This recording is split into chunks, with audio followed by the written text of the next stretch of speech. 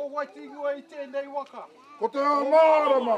Ko Te Ao Mārama I tēnei waka e tākota mai. Tutuki a whiti whakamaua kia tīna. Tīna! Kua rewa, te wakahau o te iwi o Tapuika ki te whai au, ki Te Ao Mārama. Hoki mai, hoki mai, hoki mai rā! For everyone else, it's just another day, you know, it's embracing our awa and coming together for happy things instead of tanihanga and sad things like that. Ko neke atu I te kotahi taunga kai tārai pēnei a Joshua Roberts e whakarite ana I tēnei waka mo tōna iwi, mo tōna hapu hoki. Okay, te ora, brother, I'm just alive again. I hope the rest of our people can feel the same too. Te Ao Mārama, anei, brother. Te Ao Mārama, here's the light. Very excited. Get the privilege of saying I was the first hoi the waka.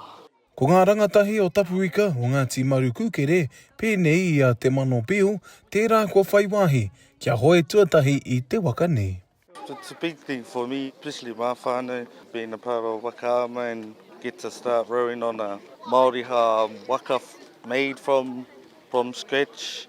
E tikana me mahia, kia kore e ngaro. Te mahi tārai waka, te toi me ki e tata mate ana. E tokohia āhua toruturu noi ho ngā tāngata e mau ki tēnei mahi. Honora kia whakahokia mai tēnei taonga ki wainganui a tātou o Te Aroa. Kia kore e ngaro. Ko Haimona Brown o Tapuika te kai tārai matua o te waka nei. Hei tāna, he mea whakaora mātauranga tēnei. Ko tēnei te whakatinanatanga o ngā mahi o te hapu, o ngā mahi o te iwi. Honora ko te mahi rangatira, kia tō ai te mauri ki roto I o tātou awa, he pai ngā moa popo. Especially for the little ones, to get to see the waka like this and get to show it to the little ones that can build a waka just out of nothing.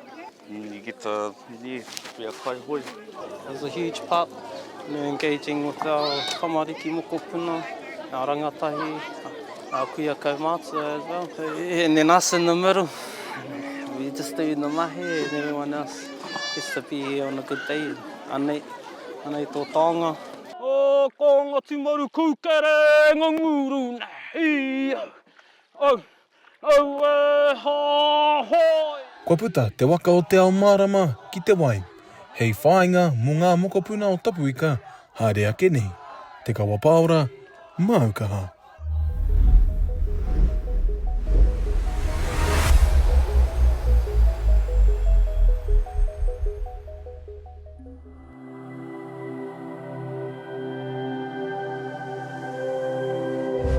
Ko te reo, te take.